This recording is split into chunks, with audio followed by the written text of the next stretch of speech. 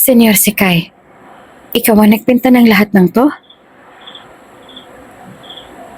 Oo, matagal na ako nagpipaint ng mga ganito. Ang katawan ng tao ay isang sining na dapat ipagmalaki. Pero, hindi lahat ng ito ay personal na proyekto. Maraming mga kilalang tao ang lumapit sa akin para mag-request na ipinta ko sila. Hindi ko naman laging tinatanggap, ngunit kapag may nakita akong may kwento ang kanilang mga mata, hindi ko kayang tumanggi. Pwede mo ba akong ipinta? Katulad nila? Natigilan si Sikay. Anong ibig mong sabihin? Gusto kong maranasan kung anong nararanasan ng mga taong to. Gusto kong makita mo rin ako sa ganoong paraan. Pwede mo ba akong ipinta ng katulad nila? Hubad? Napatingin si Sikay ng matagal. Tila tinitimbang ang kanyang sinasabi. Nani, seryoso ka ba? Kung bago ka pa lang sa channel na ito, Ate Jane TV, huwag kalimutang pindutin ang notification bell and subscribe button. Sana po hindi naman malaking abala sa inyo ang pagpindot ng subscribe button dahil ang kapalit po nito ay ang pagsuporta para makapag-produce ng mga libreng stories sa mga channels ni Ate Jane. Maraming salamat! Sa tahimik na pasilyo ng mansyon, tanging tunog ng sapatos ni Nani Ledesma ang maririnig habang nagmamadali siyang pumunta sa kwarto ng kanyang amo, si Sky Cavalier, ang gwapo at masungit niyang boss. May cancer at halos buong araw na nagpapahinga lamang sa kama. Ngunit kahit na ganoon ang lagay nito, hindi maikakaila ang presensya nito. Elegante at malaprinsipe. Pagbukas ni Nani ng pinto, bumungad sa kanya ang masusing pagtitig ni Sky. Nakaupo ito sa gilid ng kama. Ang mukha niya ay seryoso, ngunit tila may kung anong lambing sa kanyang mga mata. Buonasera, Senyor Sky. Magalang na bati ni Nani. Pilit na itinatago ang kaba sa kanyang boses. Lumapit siya sa binata upang ayusin ang kumot nito at sukatin ang temperatura dahilan kaninang umaga ay may lagnat din si Sky. Tahimik lamang si Sky. Ngunit hindi nito inalis ang tingin sa kanya. Ramdam ni Nani ang bigat ng tingin ng amo niya, na lalong nagpapabilis ang tibok ng kanyang puso. Bakit parang ibang aura niya ngayon? Tanong ni Nani sa sarili, pilit na iniintindi ang kanyang trabaho habang nilalabanan ang sariling kaba. Hanggang ngayon, hindi pa rin masanay si Nani sa tingin ni Sikay. Yung mga mata nitong puno ng misteryo at tila naguhukay sa kanyang kaluluwa. Bawat titig ng binata ay parang isang matalim na sinag na tumatago sa kanya, na kahit gaano pa siyang magpakatatag, may isang bahagi sa kanya na parang natutukso na bumigay. Kahit pa araw-araw silang nagkikita bilang doktor at pasyente at madalas ay nag-uusap, may kakaibang tensyon na laging umiikot sa kanilang paligid. Hindi niya alam kung anong nangyayari sa kanya. Ngunit sa tuwing tinitingnan siya ni Sikay, para bang may ibang kuryente na dumadaloy sa kanyang katawan. Yung mga mata ng binata na may kalaliman, na tila ba nakakakita ng mga bagay na hindi kayang ipakita ni Nani. Nani, biglang pagbasag ni Sikay sa katahimikan. Malalim at puno ng emosyon ang boses nito. May kailangan po ba kayo, senyor? Magalang na sagot niya gamit ang wikang Italian. Pinipilit ang sariling ngumiti upang itago ang kanyang pag-aalala. Tumikim naman si Sky. Tila nag-iipon ng lakas ng loob. Alam ko hindi na ako magtatagal. Pero nais kong sulitin ang natitira kong oras sa mundo. Natigilan si Nani. Hindi niya alam kung saan papunta ang usapan. Huwag po kayo magsalita ng ganyan. Nandito ho ako para alagaan kayo, hindi pa huhuli ang lahat. Ngunit ngumiti si Sikay, ang ngiting puno ng kaseryosohan. Hinawakan nito ang kamay ni Nani na lalong nagpabilis ang tibok ng kanyang puso. Kaya nga gusto kong itanong sa iyo ngayon. Saglit ito nagbuntong hininga. Tila humugot ng lakas ng loob. Handa ka bang pakasalan ako? Nanlaki ang mga mata ni Nani. Ano po? Halos maibagsak niya ang hawak na thermometer sa sobrang gulat. Hindi niya alam kung ano ang sasabihin, lalo na't nararamdaman pa rin niya ang init ng kamay ni Sikay sa kanyang balat. Well, I want to marry you. Diretsong sabi ni Sikay, hindi inalis ang seryosong tingin sa kanya. I've been thinking about this for a long time. I want to experience getting married and having at least a spouse before I completely leave this world. Wala akong mahanap na iba na pwede kong pakasalan. I don't have a girlfriend or anything. At bago ka nag-start sa trabaho mo sa akin, you said that you're willing to do everything for me. Hindi naman nakasagot si Nani, habang si Sikay ay nananatiling seryoso ang tingin sa kanya. I know it sounds strange asking you this, but I can't ignore this feeling anymore. I want someone to be by my side, to have someone who could at least call me their own before everything is over. Ayoko mawala sa mundo na hindi ko man lang nararanasan ng bagay na itinuturing ng ibang tao na pinakamasayang moment ng kanilang buhay. Ayoko magsisi ako sa huli. And you've always been there, doing everything I ask. And I can't help but wonder if maybe you'd be willing to take that step with me. I'm not asking for forever or anything. Just a chance to experience it. To have someone beside me. Even if just for a little while. Naghalo ang kaba, gulat at kung ano pang emosyon sa puso ni Nani. Inalis niya ng marahan ng kamay mula sa pagkakahawak ni Sikay at tumingin nito ng diretso sa binata. Senyor Sky, pwede po bang pag-isipan ko muna ang alok ninyo? Bahagyang umiti naman si Sikay. Ang seryosong ekspresyon sa mukha ay lumambot. Tumango ito ng marahan. Siyempre, naiintindihan ko. Hindi kita minamadali, Nani. Maraming salamat, Senyor. Matapos ang pag-uusap, iniwan na ni Nani si Sikay sa kwarto. Habang naglalakad siya pabalik sa kanyang silid, hindi niya naman mapigilang mag-isip. Ilang taon niya nang inaalagaan si Sikay. Ilang taon na rin ang nagdaan mula nung tinanggap ni Nani ang trabahong ito bilang domestic helper ng binata. Alam niya kung gaanong kahirap ang dinaranas nito at alam niya rin kung gaano nitong tinatago ang sakit na nararamdaman. Muling bumalik sa kanyang isip ang alok ni Sikay. Bakit ganun? Tanong ni Nani sa sarili. Para bang hindi niya magawang tanggihan ang alok na kasal ni Sikay. Gusto niya rin namang maranasan ito ang magkapamilya bago ito mawala sa mundo. Ilang taon na lamang ang taning kay Sikay. Ayon sa mga magagaling pang doktor, mabilis na kumakalat ang cancer cell sa katawan nito at patuloy itong at tinatalo ng sakit. Siguro, ito na nga ang paraan para bigyan siya ng kaunting saya at pag-asa sa natitirang panahon nito. Napalunok si Nani, sabay pumikit ng mariin. Kaya ko ba to? Ngunit sa kabila ng lahat ng pag-aalinlangan, alam niya rin nagsisimula ng sumibol ang isang sagot sa kanyang puso. Lumipas ang ilang araw mula noong inalok siya ni Sikay. Tahimik na naglalakad si Nani sa malawak na pasilyo ng mansyon. Ang malamnam na liwanag mula sa mga chandelier ay nagbibigay ng dramatikong anino sa bawat sulok. Napahinto siya sa harap ng isang malaking pader na puno ng mga paintings. Agad siyang naakit sa ganda ng mga ito. Mga tanawin ng kabundukan, dagat na tila gumagalaw at mga eksenang punong-puno ng emosyon. Sa tuwing napapadaan siya dito, hindi niya mapigilan ang hindi maakit sa kagandahan ng mga paintings na ito. Iyon nga lang, sa mahigit 2 taon niya dito, hindi niya pa rin naitatanong kung sino ang artist sa likod ng mga obra na ito. Interesado naman siyang malaman kung sino. Nahihiya lamang siya magtanong lalo pat siya lang ang tanging Pinoy dito. Ang gaganda, bulong pa ni Nani sa sarili habang inabot ang isang frame. Ang daliri niya halos ay dumikit na sa makinis na pintura. Halos lahat ng paintings ay tila nagkukwento ng isang bagay. Ngunit may kung anong misteryo sa mga ito. Naiintriga ka ba, Senyora Nani?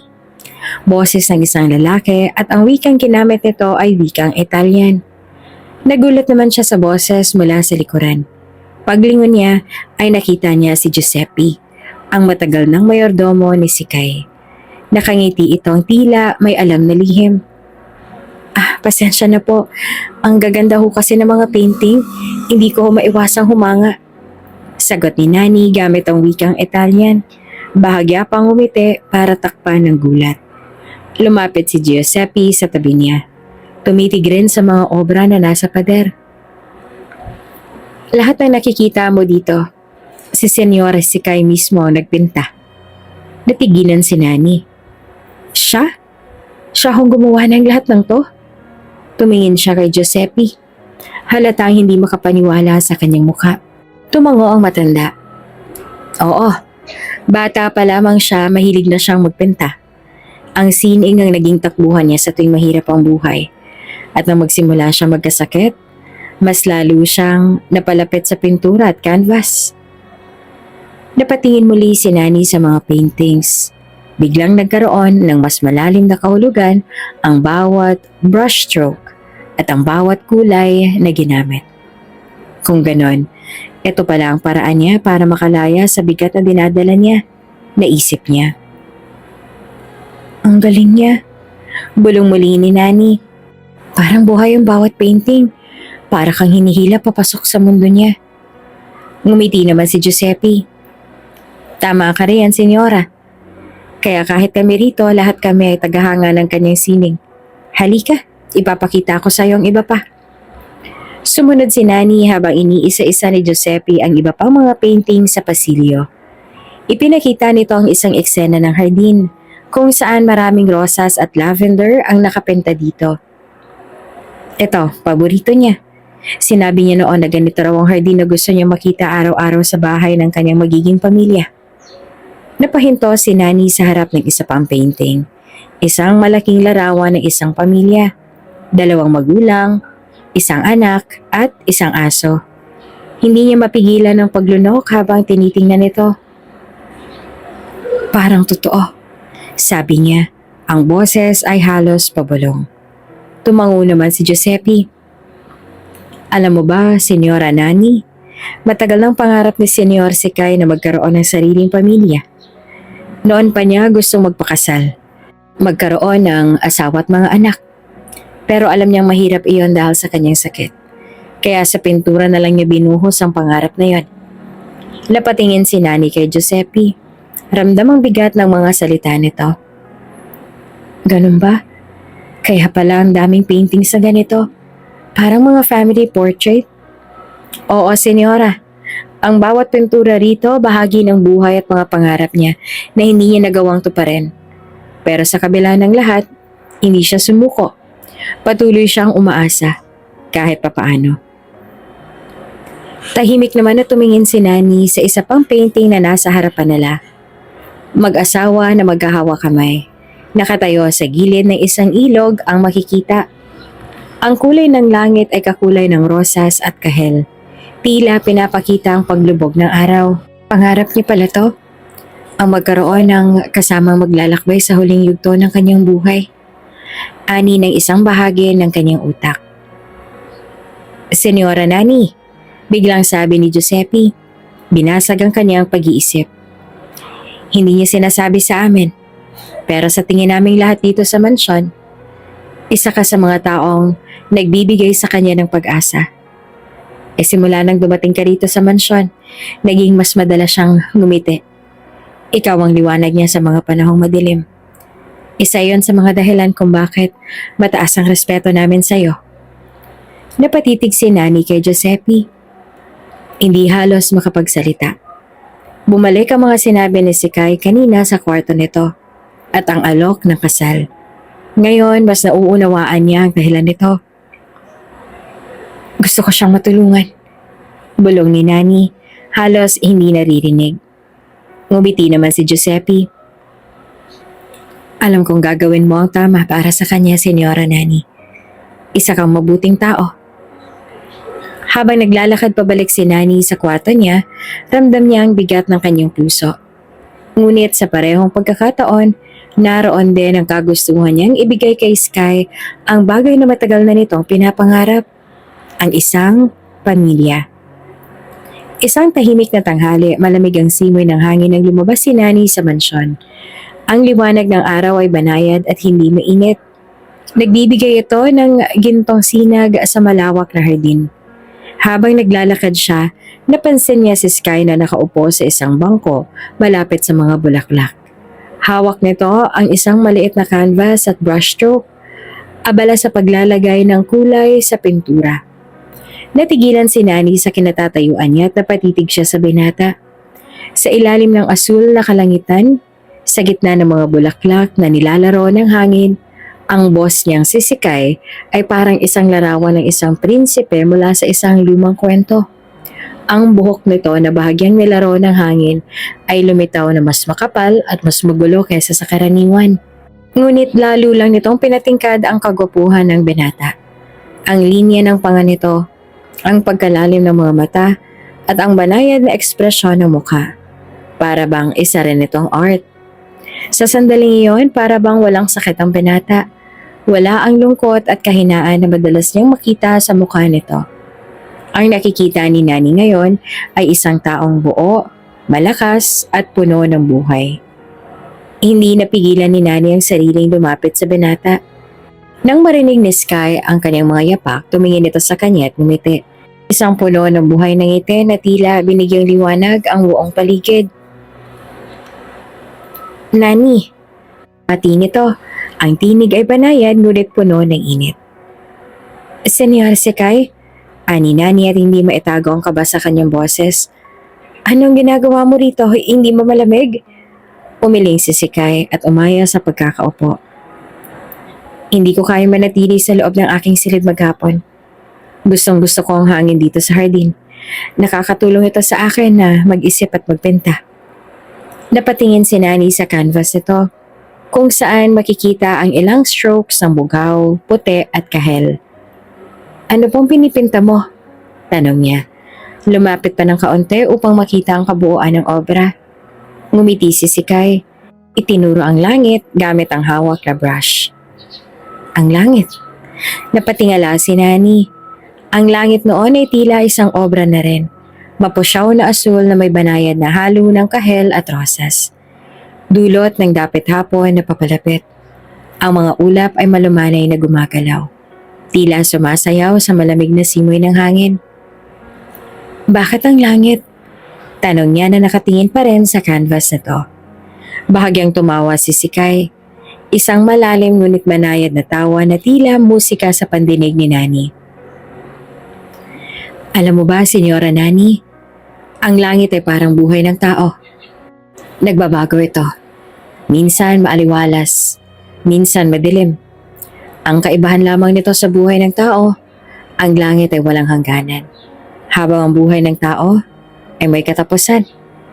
Ganun pa man sa kabila ng katotohanan na yon, ang langit tila ba may dala itong pag-asa para sa akin. Napatingin si Nani sa binata. Makikita ng lungkot sa mga mata nito at ang isang munting ngiti ang sumupil sa labi nito. Kaya kapag nararamdaman ko ang bigat ng sakit ko, patuloy pa ni Sky, hindi inaalis ang tingin sa canvas. Tumitingin lang ako sa langit. Paalala ito sa akin na may mga bagay na mas malaki sa atin. Mas maganda sa anumang hirap na pinagdadaanan natin. Hindi na nakapagsalita si Nani. Sa halip ay umupo siya sa tabi ni Sky. Halos magkadikit na ang kanilang mga balikat. Ramdam niya ang init ng presensya nito at ang banayad na samyo ng pintura at damo sa hangin. Ang ganda ng pagkakapinta mo, Senyor, sabi ni Nani sa wakas, halos pabulong. Tumingin naman si Sky sa kanya at sa kanilang saglit na pagtingin tila may kung anong hindi may pailiwanag na damdamin ang namamagitan sa kanila. Hindi kasing ganda ng langit sa ngayon, sagot nito. Ang tinig ay malumanay at puno ng lambing. Napangiti si Nani. Para sa isang saglit, nakalimutan niya ang lahat. Ang sakit ni Sky, ang bigat ng mundo, sa ilalim ng langit na kanilang pinagmamasdan. Tila nasa sarili silang mundo nilang dalawa. puno ng katahimikan at pag-asa. Lumipas ang mga araw at unti-unti naramdaman ni Nani na mas lalo lang niyang nakikilala si Sikay. Sa bawat oras na magkasama sila, sa pag-aalaga niya dito, mga kwento nito tungkol sa sining at sa tahimik na pagtitig nito sa kanya, parang may kung anong tumutubo sa puso niya. Isang damdaming hindi niya maipaliwanag, ngunit hindi rin niya magawang itanggi. Napatunayan niya na hindi naman talaga ito masungit tulad ng iniisip niya noon. Sa halip ay isa itong mabuting tao. Isang tao na puno ng pag-asa kahit papatuloy ito nakikipaglaban sa sakit nito. Sa kabila ng sakit ni Sikay, patuloy pa rin ito sa pagtatrabaho. Bawat araw ay may mga tauhan itong pumupunta sa mansyon at nag-uulat sa kung ano nangyayari sa business nito at ganoon din sa kalaban nito sa negosyo. Sa tingin nga ni Nani mula nang malaman ng lahat na may sakit si Sikay ay lalo pang kumilos ang mga kalaban nito para matalo si Sikay at makuha rin ng ilan sa mga ari-arian nito. Isang hapon, habang pinupunasan ni Nani ang noon ni Sikay sa bahagyang nalagnat, napansin niyang hindi nito naubos ang pagkain nito sa tray. Lumapit siya ng may bitbit na kutsara, puno ng sabaw mula sa iniwang pagkain. "Senyor, kailangan niyo hong kumain kahit na kaunti. Makakabuti ho ito para sa inyo." Malumanay niyang sabi. Tumingin si Sikay sa kanya. Bahagyang napangiti ng mapagtanto na susubuan niya ito. "Hindi mo naman kailangan gawin to, Nani. Kaya ko naman kumain ng mag-isa." Ngunit sa halip na sumagot, nilapit niya ang kutsara dito. "Gusto ko hong gawin ito, senyor. Kailangan mo rin pong ubusin ang pagkain mo." Sagot ni Nani at ang boses niya may halong tapang at lambing. Napahinto naman si Sky. Bahagyang nagulat sa sinabi niya. Ngunit makalipas ang ilang saglit, ngumiti ito at tinanggap ang pagkain. Habang umunguya, nagtagpo ang kanilang mga mata. At tila nagkaroon ng katahimikan sa paligid na sila lamang ang nakakaintindi. "Grazie, Nani." Mahina ngunit taos-pusong sabi ni Sky matapos ang ilan pang subo. Ngumiti si Nani. Ang mga mata niya ay naglalambing. "Wala hong anuman, senyor." Kinabukasan, muli nilang natagpuan ang kanilang mga sarili sa hardin. Si Sikay ay abala na naman sa pagpinta ng mga tanawin, habang si Nani naman ay nakaupo sa tabi nito. Pinagmamasdan ang bawat galaw ng brush nito sa canvas. "Ang ganda po ng ginagawa mo," komento ni Nani. Pinagmamasdan ang lumalabas na imahe sa canvas. Isang makulay na paglubog ng araw sa gilid ng bundok. Ngumiti si Sikay. Bagyang itinagilid ang ulo upang tignan ang likha. "Wala pa nga ito sa kalahati. Pero maraming salamat, Nani. Sa dami ng mga pumupuri sa obra ko, tila mas gusto ko marinig ang mga papuri mula sa iyo." "Tila mas puno ng buhay ang painting mo ngayon, senyor." Puna niyang muli. "Pansin mo rin? Ang bawat paintings ko, tila ba silang salamin ang nararamdaman ko. Sa ngayon, masaya ako kung kaya higit na mas matingkad at puno ng buhay ang paintings na to." "Masaya?" Tanong ni Nani na nakangiti. "Ano pong dahilan ng saya mo ngayon?" Tumingin si Sky sa kanya at sa halip na sumagot, ngumiti lang ito ng makahulugan. Hindi na napigilan ni Nani ang pag-iwas ng tingin, lalo na at paramdaman niyang bumilis ang tibok ng kanyang puso. Makalipas ang ilang saglit, biglang nagtanong si Sikay. "Nani, hindi mo pa na ikukwento ang tungkol sa pamilya mo. Ano bang buhay mo sa Pilipinas?" Bahagyang nagulat si Nani sa tanong. Ngayon lang kasi ito naging interesado sa buhay niya. Ngumiti rin siya kalaunan. "Ang pamilya ko ho, simple lang naman po kami. Ang mama ko isang guro at ang papa ko naman jeepney driver. Lumaki po ako sa probinsya. Maingay ang bahay namin noon, puno ng tawanan. Minsan ang diskusyon pero laging may pagmamahal." Napatingin si Sky sa kanya habang nagsasalita siya. Tila iniimbak sa isipan ang bawat salitang binibitawan niya. "Sa tingin ko ay laging masaya ang pamilya mo, kaya nagiging masayahin ka rin." Tumango naman si Nani, ngunit may bahagyang lungkot sa kanyang mga mata. "Opo, pero hindi rin naman perpekto ang buhay namin. Nagkaroon kami ng hindi pagkakaintindihan ng mga magulang ko noong pinili ko mag-abroad. Hindi nila maintindihan kung bakit kailangan kong lumayo. Pero ginawa ko po ito para na rin naman sa kanila. Lahat kasi handa kong gawin para sa mga taong mahalaga sa akin. Your parents are lucky to have you, Nani. Nagtagpo ang kanilang mga mata at sa ilalim ng kalangitan na tila pininturahan ni Sikay mismo, pareho nilang naramdaman na may unti-unti nagbabago sa pagitan nila. Isang koneksyon na tila mas malalim kesa sa mga salita. Sa sumunod pang linggo, laging nasa hardin si Sikay dahil naiinip ito sa kwarto nito. Kung wala naman ito sa hardin, nasa loob lamang ito ng opisina nito para ayusin ang malaking problema na kinahaharap ng business nito ngayon. Patuloy kasi sa pagkilos sa mga kalaban ni Sikay sa business at talagang ginagawa nila ang lahat para lang mapabagsak ang business nito. Sa totoo lang, kahit si Nani ay nakakadama na rin ng galit dahil alam naman nilang may nilalabanan na sakit si Sikay, ngunit tuloy pa rin sila sa pagkilos laban dito. Ngayon nga, ang liwanag ng araw ay banayad. Hinahaplos ang malalawak na hardin ng mansyon at ang bawat bulaklak na tila sumasayaw sa malamig na simoy ng hangin. Nakaupo na naman si Sikay sa paborito nitong silya. Hawak ang pintura at canvas. Sa tabi nito, si Nani ay tahimik na namamasid at iniisip kung gaanong kaganda ang araw na iyon.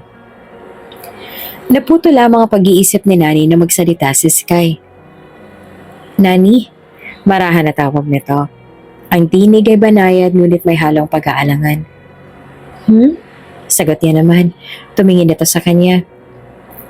May itatanong lang sana ako. Sabi ni Sky. Tinitigan ang hawak na brush bago tumingin muli kay Nani. Pwede ba kitang ipinta? Nagulat naman si Nani. Ako? Tanong niya at halos hindi makapaniwala. Tumango si Sikay. Oo, ikaw. Palagi na lang ako nagpipaint ng mga bagay sa paligid ko. Mga tanawin, langit, bulaklak. Pero sa tingin ko, ikaw ang isa sa mga bagay na gustong-gusto kong maalala sa pamamagitan ng sining ko. Napatingin si Nani sa binata. Ang puso ay biglang bumilis ang tibok. Hindi niya maintindihan kung bakit. Pero sa gitna ng mga salitang yon, naramdaman niyang espesyal siya kay Sikay. Ngumiti siya. Bagyang nahihiya, ngunit tumango din. Sige po, pero sigurado ka bang ako? Baka hindi mo po magustuhan ng resulta. Ngumiti si Sikay. Ang mga mata nito ay tila nagniningning. Yeah, I'm sure. Besides, mas maganda ka pa kaysa sa kahit anong tanawin na naipinta ko. Sa saglit na iyon, pakiramdam ni Nani ay tumigil ang mundo. Hindi niya maalis ang kanyang tingin kay Sikay habang naghahanda ito sa pagpipinta. Nang maayos na ang lahat, tumingin ito sa kanya. Umupo ka lamang dyan. Huwag kang gumalaw masyado. Pero relax lang. Sumunod si Nani. Umupo sa isang maliit na silya kaharap ni Sikay. Sa bawat stroke ng brush nito sa canvas, hindi niya maiwasang titigan ang seryosong ekspresyon sa mukha ni Sikay. Ang lalim ng pagtuon nito, ang paraan ng pagkunot ng noo habang nag-iisip, ang galaw ng kamay nito habang nagpipinta at ganoon din ang banayad na galaw ng labi at mata. Habang minsan ay tila sinisiyasat ang anyo niya. Lahat ng ito ay nagpapabilis ng tibok ng kanyang puso. Ang gwapo niya. Lihim niyang naisip. Sa ilalim ng araw, tila mas lalo pang na-define ang kagwapuhan nito. Ang hugis ng mukha nito ay perpekto sa bawat anggulo. At ang maging paraan ng paghawak nito sa brush ay parang prinsipe na gumagawa ng obra para sa kanyang prinsesa. Nani? Tawag nito. Biglang bumalik ang atensyon niya. Tumingin ka sa akin. Tumingin siya at nagtagpo ang kanilang mga mata. Ang init ng titig na Sky ay tila umabot sa kaibuturan ng kanyang puso. Ilang saglit silang natahimik, parang nag-uusap ang kanilang mga mata nang hindi kailangan ng salita. Habang tuloy-tuloy ang pagpipinta ni Sikay, hindi maiwasan ni Nani na bigkasin ang pangalan nito. Senyor, Sikay?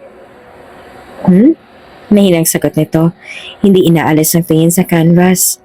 Huminga ng malalim si Nani, kinakabahan.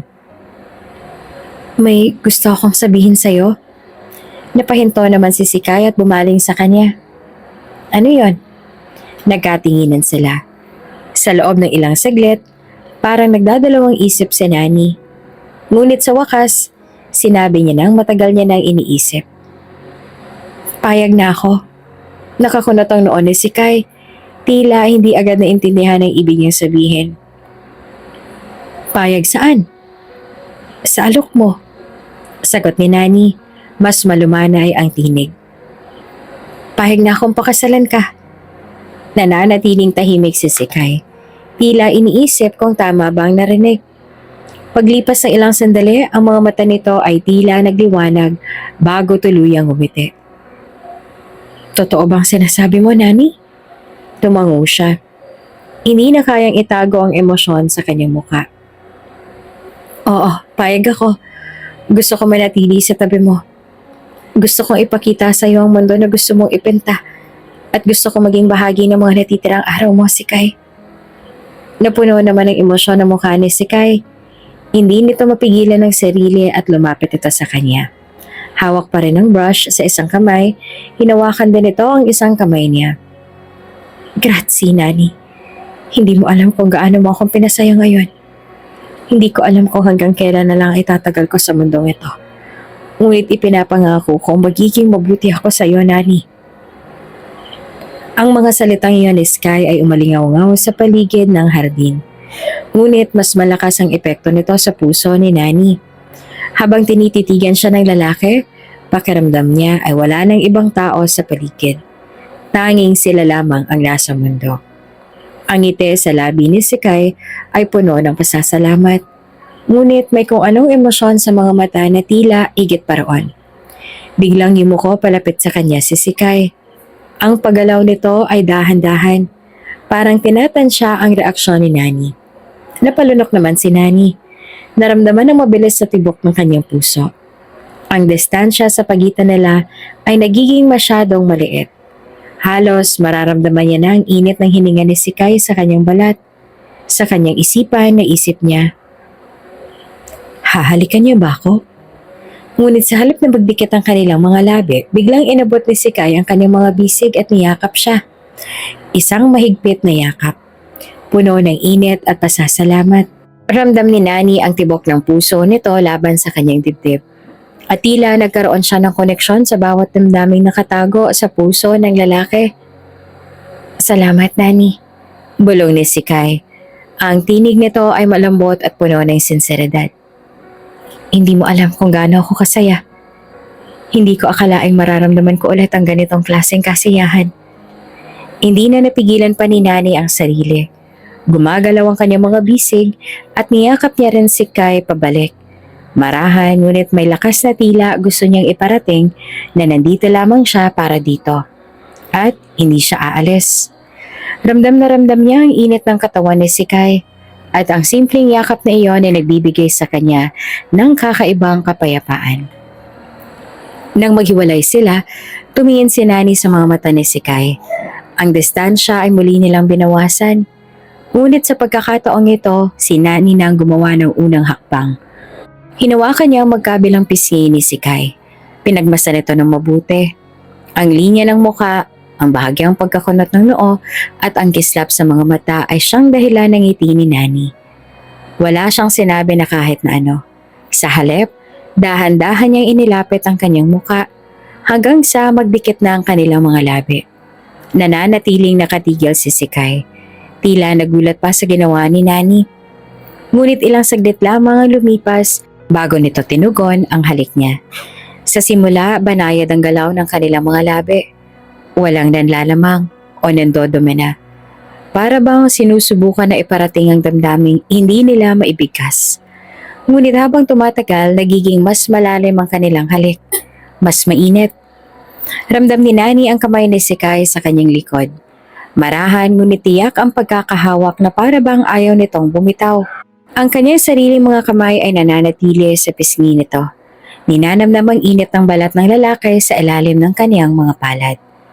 Sa ilalim ng liwanag at araw at sa malamig na simoy ng hangin, tila nawala ang lahat ng bagay sa paligid.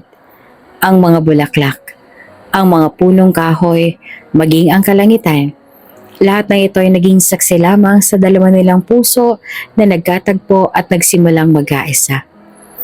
Makalipas ang ilang saglit, dahan-dahan siya lang naghiwalay. Parehong habol ang kanilang mga hininga, ngunit ang mga mata nila ay hindi naghiwalay. At sa puntong iyon, batid ni Nani sa sarili na wala siyang pagsisisihan sa naging pasya niya na pumayag sa alok nitong kasal. At kahit sa mga magulang niya sa Pilipinas ay nagulat sa pasya niya magpakasal sa boss niya, naging masaya rin ito para sa kanilang dalawa. Isang araw habang naglalakad si Nani at si Kai sa pasilyo ng mansyon, tumigil sila sa harap ng isang pinto na hindi pa napapasok ni Nani.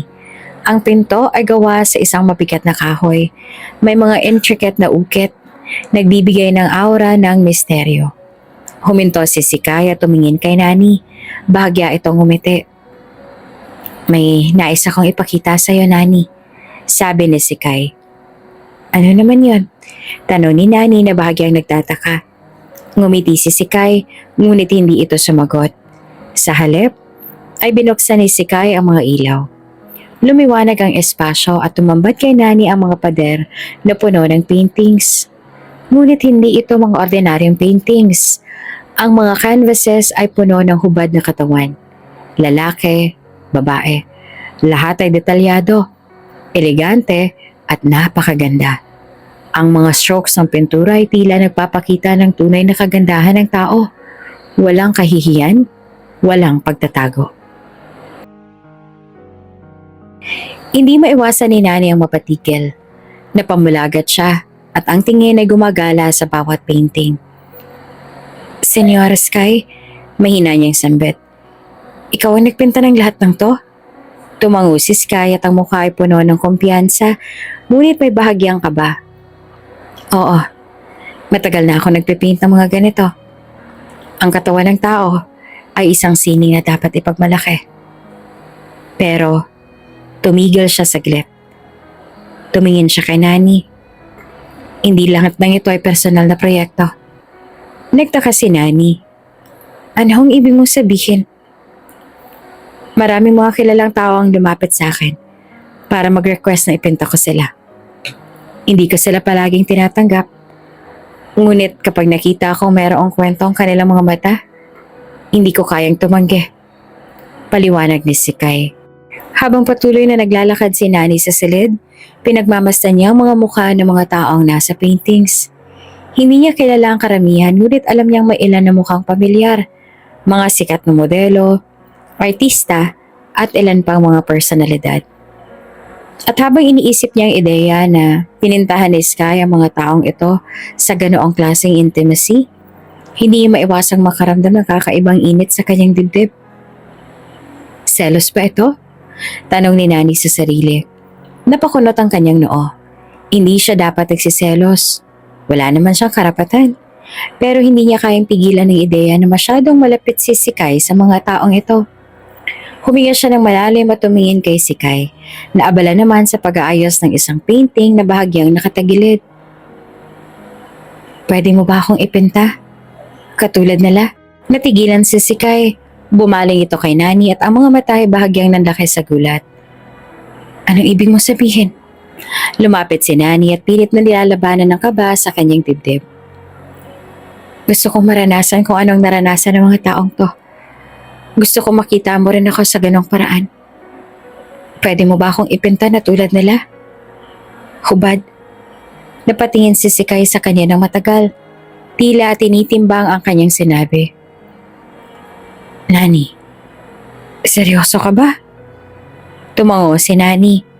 Pinilit niyang manatiling kalmado kahit naramdam niyang mabilis ang tibok ng kanyang puso. Seryoso ako. Gusto ko ring ipinta mo ako. Gusto kong maramdaman kung paano mo makita ang mga taong pinipinta mo. Gusto ko ring makita ang sarili tulad ng paano mo ako makita. Tahimik si Sky. Pinagmamasdan niya ito. Hinahanap ang anumang bahid ng pagdadalawang isip o pag-aalinlangan. Ngunit nang wala itong makita, sa wakas ngumiti ito ng bahagya. Kung iyan ang nais mo, I would be glad to have you as my muse, my wife, and paint you." His voice was soft, but the sincerity behind it was unmistakable. And he spoke. His gaze lingered on her, his eyes tracing the lines of her face, as though he were already envisioning her as the centerpiece of his next masterpiece. Ngumiti si Nani, at sa kabila ng kaba, naramdaman niyang tama ang naging desisyon niya. Lumapit lalo si Sikay, hinawakan ang kamay ni Nani at pinisil ito ng marahan. "Magiging espesyal ito, Nani, dahil ikaw ang pinaka-espesyal kong modelo." Sa sandaling yon, sa gitna ng silid na puno ng mga obra, naramdaman ni Nani na hindi lamang ang katawan niya ang ilalagay ni Sikay sa canvas, kundi ang puso niya rin. Sa kwarto ni Sikay, tahimik at may dim na ilaw. Ang amoy ng pintura ay humahalo sa hangin. Nasa tapat ng malaking canvas sa katayo si Sikay, hawak ang paintbrush at nakatutok sa pagbuo ng bawat detalye. Ang mga brushes at pintura ay nakakalat sa mesa. Ang mga kulay ay kumikislap sa ilalim ng mahinang ilaw. "Upo ka sa sofa," sabi ni Sky ng malumanay. Tumango siya at lumapit sa sofa. Bago siya naupo, inalis niya na ang suot na bathrobe at ipinakita na rin si fiancé ang kanyang hubot-hubad na katawan. Naupo siya sa couch at nakipagtitigan na sa mapapangasawa yung ngayon ay nakatitig sa kanya. May kakaibang kislap sa mga mata. Pakiramdam ni Nani ay nagiinit ang buong katawan niya habang nasa ilalim ng mga titig ni Sikay. Nakakapanghina iyon. Para bang unti-unti siyang natutunaw. May kakaibang tensyon sa hangin na hindi niya maipaliwanag. "You look so beautiful," masuyo nitong sinabi. Para bang nakatingin ako ngayon sa isang napakagandang obra na ngayon ko lamang nakikita. Nahiya siyang ngumiti. "Salamat." Sinuri pa siya nitong muli. Naroon pa rin ang kinang sa mga mata nito na dahilan para pakiramdam ni Nani ay natutunaw na siya. Makalipas ang ilang sandali, inayos na ni Sky ang ilang mga gamit sa paligid bago ito naupo sa tapat ng canvas. Hindi siya makapagsalita. Ngunit ang mata ni Sky ay nakatingin sa kanya. Sinabihan siya ni Sky kung ano ang dapat niyang gawin. Sinunod niya naman ang sinabi nito. Habang pinagmamasdan siya ni Sikay, halos hindi siya makatingin ng diretsyo. Ang tingin nito ay nakatutok sa kanya. Halos hindi kumukurap. Ang bawat galaw nito, sa bawat detalye na iniiwasan nitong ipakita, ramdam ni Nani ang bawat paglunok, bawat paghinto ng hangin sa kwarto. Nang magtagal, hindi niya na nakatiis at tumayo na siya mula sa sofa na ipinagtaka naman ni si Sky ngunit naghintay din na makalapit siya. Hinawakan niya ang mukha ni Sikay at dahan-dahang inilapit ang labi niya sa labi nito. Pagdapo ng kanilang mga labi, parang naglaho ang lahat ng tunog sa paligid. Wala nang tunog, kundi ang tibok ng kanilang mga puso at ang init ng kanilang mga katawan. Ang halik ay mabilis pero puno ng damdamin, malalim at tahimik. At nagpatuloy ito habang ang mga kamay ni Sikay ay humahawak sa kanyang katawan. Parang hindi na siya nais palayuin. Habang patuloy ang halik, ang mundo ay tila naglaho. Ang tanging nararamdaman nila ay ang presensya ng isa't isa at ang init na nagbabalot sa kanilang katawan. At sa mismong araw din na iyon, ibinigay niya dito ang kanyang sarili. Hinayaan niyang angkinin siya nito. Hinayaan niyang haplusin nito ang bawat parte ng katawan niya. Sa mga sandali na iyon, para bang sarili niyang katawan ay hindi niya na pagmamay-ari, kundi pagmamay-ari na ni Sikay. Ang araw ng kanilang kasal ay puno ng kaligayahan, ngunit sa ilalim ng mga ngiti at mga bulaklak, may kasamang lungkot na tanging si Nani at Sikay lamang ang nakakaramdam. Mga tao sa mansyon lang ang tangi nilang bisita. Parehong wala ang mga magulang nila sa araw na iyon. Ganun pa man ay masaya naman ang kanilang mga puso. Sa harap ng altar nakatayo silang dalawa, magkatabi. Ang kamay ni Nani ay mahigpit na hawak ang kamay ni Sikay. Natila, hindi nais bitawan. Ang mga mata ni Sikay, bagamat puno ng pagmamahal, ay may kaunting lambing na namumungkahi ng isang hindi matukoy na sakit. Habang ang mga imbitado ay tahimik na nagmamasid, si Nani naman ay nakatingin sa mga mata ni Sikay at ramdam na ramdam niya ang bawat salitang binitawan nito. Diretso ang tingin nito sa kanya at ang mga mata nito ay puno ng taimtim na emosyon. Sa harap ng Diyos at ng mga saksi, Nani, simula ni Sikay sa vow nito. Ang tinig nito ay malambing at buo. Nangangako ako magiging tapat at magmamahal sa iyo sa lahat ng oras. Kahit na ang mundo ay magbago. Kahit na dumating ang araw na aalis na ako mula sa mundong ito. Ikaw lang ang tangi kong iibigin. Patuloy ako magbabantay sa iyo. At kahit mawala ako, ang mga alaala natin ay mananatili sa puso ko at hindi ko ito makakalimutan. Naramdaman ni Nani ang bigat ng bawat salitang binitawan nito. At para bang ang puso niya ay huminto sa pagtipok sa mga sandaling yon, habang pinapakinggan niya ang pangako ni Sikay. Matinding sakit ang nararamdaman niya sa kanyang dibdib. Ang mga mata ni Nani ay nagsimulang magbasa at hindi niya kayang pigilan ang pagbagsak ng mga luha. Masakit isipin na darating ang sandali at iiwan siya ni Sikay, na hindi sila sabay natatanda dahil sa sakit nito mahirap ng labanan. Mahirap din isipin na baka bukas o sa makalawa ay iiwan na siya nito. Ganon pa man, pinilit ni Nani ang sarili na huwag mag-isip ng ganon at itoon na lamang ang atensyon sa mga sandaling ito, kung saan kaharap niya si Sky at hawak nito ang kanyang kamay. Habang pinagmamasdan siya ni Sikay, napansin niyang may kakaibang lamlam sa mga mata nito. Mas mahina ito, parang may takot at pagod na dumadaloy sa bawat galaw. Hindi niya mapigilan ang sarili na tumitig sa mga kamay ni Sikay, na bahagyang nanginginig. Pati ang mukha ay nagpapakita ng paminsan-minsan ng pagkapagod. Oops! May break muna! Gusto mo bang ma-shoutout dito sa channel ni Ate Jane? Mag-comment lang ng lesson you learned from the latest story uploaded. Dahil pipili kami ng isang best comment of the day para i-shoutout sa susunod na upload. Kaya huwag kalimutang mag-iwan ng lesson you learned after you watch this video. Maraming salamat! Shoutout nga pala sa ating mga tagapakinig na sina Mayet Benesano ng Singapore at Susan Alcocer ng Hong Kong. Maraming salamat sa inyong pakikinig. Hanggang sa muli. Hindi mo kailangang mag-alala, Nani. Sabi ni Sikay nang maramdaman nito nag-aalala siya. Sa bawat araw na ako'y kasama mo, itinuring ko itong isang biyaya. At habang magkasama tayo, hindi kita iiwan. Ibibigay ko ang buong puso ko sa'yo. Maya-maya ay sinabi sa kanila ng pare na isuot na ang singsing sa isa't isa bilang tandaan ng kanilang mga pangako. Habang isinusuot ni Nani ang singsing kay Sikay, patuloy pa rin sa pagtulo ang luha ng kanyang mga mata. At noong sabihin ng pare na pwede na siya nitong halikan, napuno ng palakpakan ng simbahan. At ang lahat ng mga bisita na dumalo ay masayang masaya rin para sa kanilang dalawa.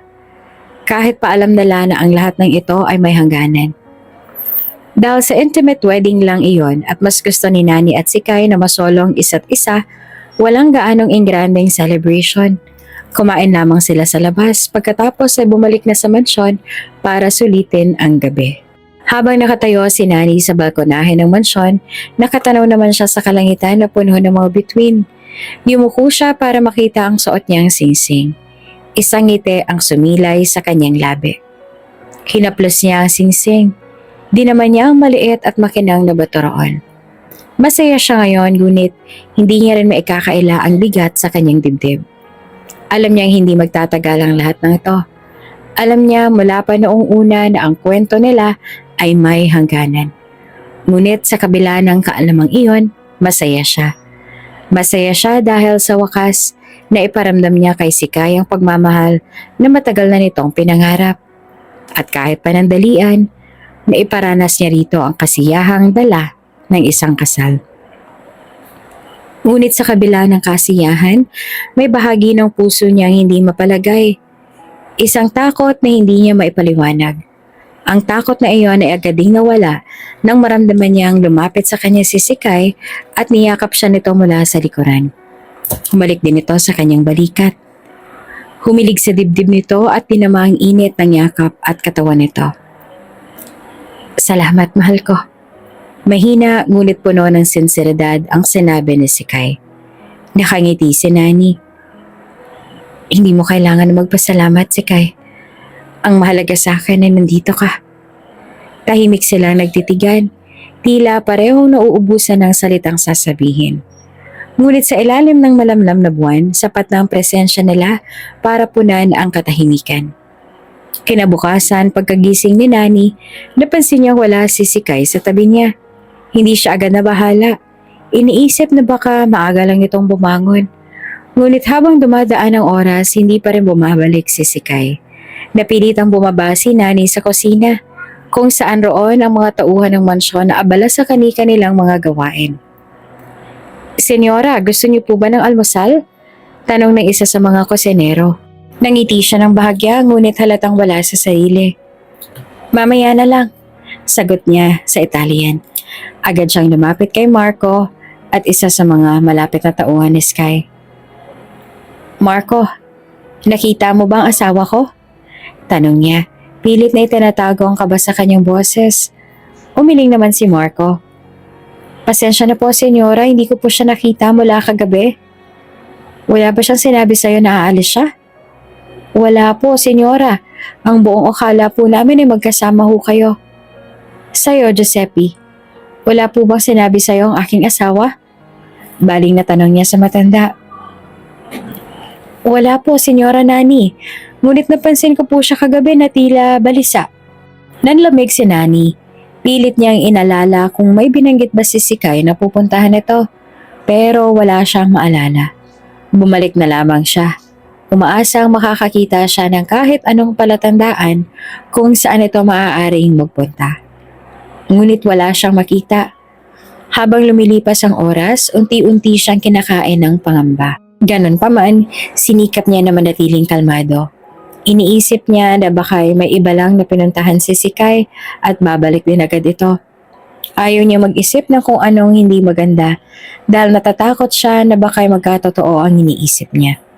Pagdating ng gabi, hindi pa rin bumabalik si Sky. Halos hindi siya makatulog. Ang bawat tunog sa mansyon ay parang yapak ni Sky. Sa tuwing tatakbo siya palapas upang tingnan, hindi ito dumating. Kinabukasan, halos hindi na siya nakakain sa pag-aalala para sa kanyang asawa. Paulit-ulit siya nagtanong sa mga tauhan kung may nakikita o nakakaalam ba sa kanila sa kinaroroonan ni Sky. Ngunit pare-pareho lang ang sagot nila. Wala silang ideya. Sa kabila ng lahat, pilit niyang pinapalakas ang kanyang sarili. Ayaw niya pa rin na mag-isip ng kung anong hindi maganda. Habang nakaupo siya sa balkonahe, mahigpit niyang niyakap ang wedding ring sa kanyang kamay. Sa bawat segundo ng paghihintay, nararamdaman niyang mas tumitindi ang kaba na nararamdaman niya. Iniisip niya na lang ang pangako sa kanya ni Sky. Mamahalin kita. Nako, hanggang sa huling araw mo, hindi ko pagsisisihan ang sandaling pinili kitang maging bahagi ng buhay ko, kahit na anong mangyari. Ganun pa man, kahit anong gawin niya, hindi pa rin mawala-wala na paulit-ulit na bumabagabag sa kanyang isipan ay nasaan si Sky. Babalik pa ba siya? Ang malamig na hangin ng gabi ay dahan-dahang bumalot kay Nani habang nakaupo siya sa may hardin na paboritong spot na Sky. Nakatingin siya sa mga bulaklak na halos nawala na ng kulay sa dilim ng gabi. Ang buwan ay halos natatakpan ng ulap. At ang bawat ihip ng hangin ay tila may dalang lungkot na nagpapabigat sa kanyang dibdib. Hinayaan niyang tangayin ng hangin ang kanyang buhok na parang gustong ipaalala sa kanya na ang lahat ay dumadaan lamang. Subalit kahit anong pilit niyang kumbinsihin ang sarili na maging matatag, hindi niya maiwasang mag-alala. Nasaan ka na ba, Sky? Tanong niya sa isipan. Paulit-ulit na umaasang bumalik na ito. Habang nakatanaw siya sa madilim na hardin, isang tunog ng yapak ang pumukaw sa kanyang atensyon. Agad siyang lumingon. Umaasang si Sky na iyon. Ngunit nang makita niya ay si Marco, isa sa mga tauhan ni Sky. Ang mukha nito ay halatang balisa. Ang mga mata nito ay tila nagsasabing may bibigat na balitang dala. Tumayo si Nani. Pilit na pinapakalma ang sarili habang nilalapitan si Marco. Marco, ano nangyari? Tanong niya, kahit ramdam niya na sa dibdib ang malamig na katotohanan. Hindi naman agad sumagot si Marco. Tumungo ito at pilit na iniwasan ang tingin ni Nani. Nang buksan ito ang bibig, halos pabulong ang mga salita. Senyora, pasensya na po. Pero, wala na si Senyor Sikay. Patay na po siya. Parang biglang huminto ang mundo ni Nani. Ang malamig na hangin sa paligid ay biglang naging mas malamig pa. At ang kanyang puso ay parang binagsakan ng napakabigat na bato. Hindi totoo yan. Mahina niyang tugon. Pilit na itinatanggi ang narinig. Imposible, Marco. Kagabi lang kasama ko siya. Kakakasalang namin. Napapikit naman si Marco. Tila nahihirapan din iparating ang totoo. Pasensya na po, senyora. Nang gabing yun, umalis siya dahil gusto niyang puntahan ng isang lugar. Doon daw siya sa laging nagpupunta kapag kailangan niya mag-isip. Pero kahapon, binawian na siya ng buhay. Napatigil si Nani. Ang bawat salitang naririnig niya ay palang punyal na tumatama sa kanyang puso. Hindi niya alam kung paano tatanggapin ang katotohanan. Isang gabi, matapos silang ikasal, iniwan siya ni Sikay. Hindi para tumakas, ngunit para harapin ang huling yugto ng buhay ng mag-isa. Napaupo siya sa malamig na damuhan. Pilit na nilalabanan ng pag-agos ang luha. Bakit hindi niya sinabi? Bakit hindi niya ako hinayaang makasama siya sa hanggang sa huli? Ang boses niya ay nanginginig, puno ng sakit at pangungulila. Tahimik na lumuhod si Marco sa tabi niya. Sinabi niya sa akin noon na ayaw niyang maging pabigat sa iyo, senyora. Gusto niyang maalala mo siya bilang masaya. Bilang isang taong kahit na sa maikling panahon, ay nagbigay ng saya sa iyo. Hindi alam ni Nani kung anong mararamdaman. Ang puso niya ay durog. Ngunit sa kabila ng sakit, naaalala niya ang mga mata ni Sikay noong araw na ikinasal sila. Puno ito ng pasasalamat at pagmamahal. Kahit papaano, alam niyang minahal siya ni Sikay hanggang sa huli. Hawak ang singsing sa kanyang daliri, muling binalot siya ng malamig na hangin. Ngunit sa pagkakataong ito, hinayaan niyang tangayin nito ang kanyang luha. Wala na si Sikay. Ngunit ang pagmamahal nito ay nananatiling nakatatak sa puso niya. At iyon ang hindi mawawala. 3 araw matapos ang kanilang kasal sa ilalim ng makulimlim na langit, nandoon si Nani sa libing ni Sikay. Tumayo siya sa gilid ng hukay habang tinatanaw ang kabaong na unti-unting ibinabaon sa lupa. Hindi pa rin siya makapaniwala na ang lalaking pinangakuan niya ng pagmamahal at panghabang buhay na pag-aalaga ay wala na. Mahigpit niyang hawak ang puting rosa sa kanyang mga kamay. Ang mga matay namumugto sa kakaiyak. Sa bawat sandaling lumilipas, tila lalo namang bumibigat ang dibdib niya. Ang huling habilin ni Sky ay hindi niya makita ang katawan nito. Isang bagay na mas lalong nagpalalim ng sakit sa puso niya. Bakit, Sky? Mahina niyang tanong sa hangin.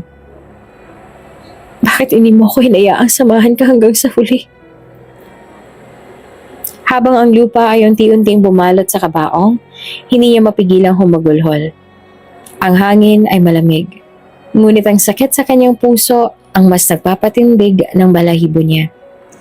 Isang bahagi ng puso niyang umaasa pa rin na magigising siya mula sa bangungot na ito, ngunit ang realidad ay unti-unting sumasakal sa kanya. Habang nakaluhod siya sa tabi ng libingan, biglang may lumapit na 2 tao. Isang babae at isang lalaki na halatang may mataas na posisyon sa lipunan. Ang mukha ng mga ito ay puno ng kalungkutan pero hindi sila umiyak. Hindi tumulo ang luha sa kanilang mga mata. Nagulat sila nang makita si Nani. Excuse me? Mahina ngunit puno ng kuryosidad na tanong ng babae. Sino ka? Tanong nito sa wikang Italian. Napatayo naman si Nani. Pilit na pinupunasan ng luha sa kanyang mga mata. Ako po si Nani, ang asawa ni Sikay. Nabigla ang mag-asawa. Ang babae na pahawak pa sa bibig, habang ang lalaki naman ay nag-ibang ekspresyon ng muka. Mula sa paggalito, naging lambot at pag-unawa. Biglang niyakap siya ng babae at mahigpit at puno ng emosyon. Ikaw pala yun, sabi nito at umiiyak. Ikaw ang babaeng matagal niya ng mahal. Ikaw ang babaeng nagligtas sa kanya noon.